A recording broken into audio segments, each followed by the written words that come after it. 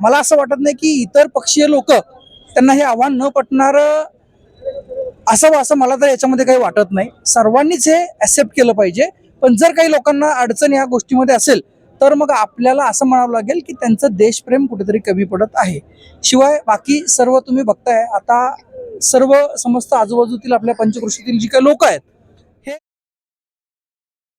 वलसंग गांव में बहुत ही खूबसूरती के साथ तिरंगा यात्रा जो है बीजेपी के पूरे कार्डर की तरफ से पूरे उनकी पूरे संस्था की तरफ से जो है बहुत ही शानदार तरीके से निकलने वाली है, जिसके लिए जो है अभी हम वलसंग गांव के इस आलीशान ब्रिज के सामने रुके हैं, जहां पर अभी हम बीजेपी के जो युवा नेता हैं, जो सबसे लाड़के युवा नेता है हमारे क्षेत्र के महेश दादा बिराजदार जी, इनके साथ बात करेंगे. तर महेश दादा, सर्वप्रथम तुम्हाला नमस्कार. तर या पूर्ण तिरंगा यात्रेमागचं पूर्ण अजेंडा काय आहे आणि या पूर्ण तिरंगा यात्रे थ्रू बीजेपी भारत देशातील लोकांना काय संदेश देऊ इच्छिते? ही यात्रा ही भारतीय जनता पक्षाकडून नसून ही यात्रा एका भावनेने, एका विचाराने, एका झेंड्याखाली आपण सर्व देशवासी सगळे आपले मतभेद बाजूला ठेवून आपला देशातील एकात्मता आणि तरुणांना या आपल्या स्वातंत्र्य दिनाचं जो काही एक दिवस आपण 15 ऑगस्टला एक दिवस आपण साजरा करतो, पण तो आठवडाभर साजरा करायचा आणि आपल्याला या ज्या हुतात्म्यांनी, क्रांतिकारींनी आपल्या ह्या देशासाठी बलिदान केलं त्यांची आठवण हा एक दिवस नाही तर एक आठवडा साजरा करून आपल्याला ही दाखवायचे. समस्त आपल्या संपूर्ण देशामध्ये तिरंगा यात्रा रॅलीचं आयोजन करण्यात आलेलं आहे. शिवाय आपल्या प्रत्येकाच्या घरावरती 15 ऑगस्टला हर घर तिरंगा हे अभियान मोदीजींनी सर्वांना आवाहन केलेलं आहे.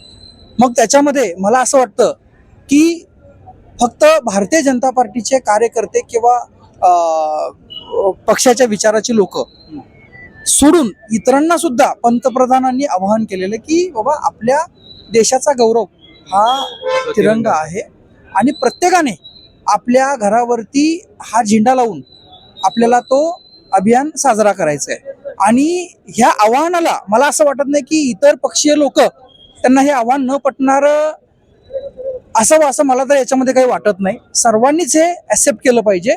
पण जर काही लोकांना अडचण या गोष्टीमध्ये असेल तर मग आपल्याला असं म्हणावं लागेल की त्यांचं देशप्रेम कुठेतरी कमी पडत आहे. शिवाय बाकी सर्व तुम्ही बघताय आता सर्व समस्त आजूबाजूतील आपल्या पंचक्रोशीतील जी काही लोक आहेत हे एका भावनेने या झेंड्याखाली येत आहेत.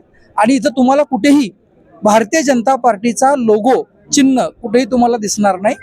भारतीय जनता पार्टीची घोषणा कुठेही दिसणार नाही. फक्त तिरंगा आणि आपल्या भारताच्याच घोषणा तुम्हाला ह्या रॅलीमध्ये दिसतील. तर अशाच प्रकारे या ठिकाणी खूपच सुंदर अशी पूर्ण रॅली सुरू आहे. आज आपल्या वळसंगमध्ये आपल्या पंचक्रोशीतील सर्व गावकरी बंधू एकत्रित येऊन आज तिरंगा रॅलीचं आयोजन या ठिकाणी करण्यात आलेलं आहे. या ठिकाणी आयोजक जरी भारतीय जनता पार्टी असली तरी फक्त तिरंग्याच्या खाली आम्ही सर्व चालतोय. तिथं कसल्याही प्रकारचं पक्षपात आम्ही केलेला नाही. ही रॅली ही सर्वसमावेशक आहे. ही रॅली देशहिताचा विचार करणाऱ्या लोकांची आहे.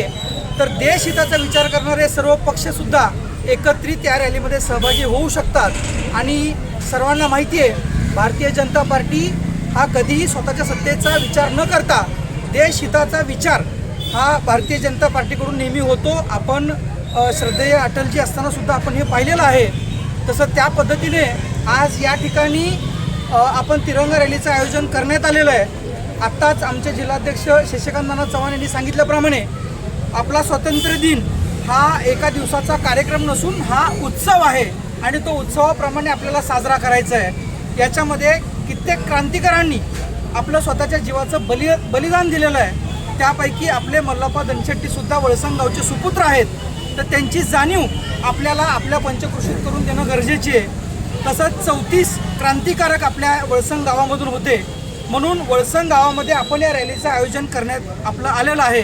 तसंच हर घर तिरंगा या अभियानामध्ये पंतप्रधान मोदीजींनी सर्वांना आवाहन केलेलं आहे की आपल्या घरावरती तिरंगा ध्वज लावायचा आहे. कुठल्या ना कुठल्या माध्यमातून आम्ही तुमच्यापर्यंत तो ध्वज पुरवण्याचा प्रयत्न करू आणि सर्वांना हा एक उत्सव म्हणून साजरा करायचा आहे. आज आपल्या वळसंगमध्ये ही तिरंगा रॅली होतीये. पण उद्या अक्कलकोट सायंकाळी 5 वाजता मल्लिकार्जुन मंदिरापासून तिरंगा रॅलीचं आयोजन केलं जाणार आहे. त्यामध्ये सुद्धा सर्व देशहिताचे विचार करणारे सर्व विचारवंत किंवा सर्व लोक एकत्रित येऊन या तिरंगा रॅलीच्या खाली आपल्याला चालायचं आहे. पक्षाचे नसून ही रॅली आपल्या देशाची आहे एवढं सर्वांनी ध्यानात ठेवावं आणि या रॅलीमध्ये सहभागी व्हावं एवढीच विनंती आज तुम्हा सर्वांना करतो. धन्यवाद.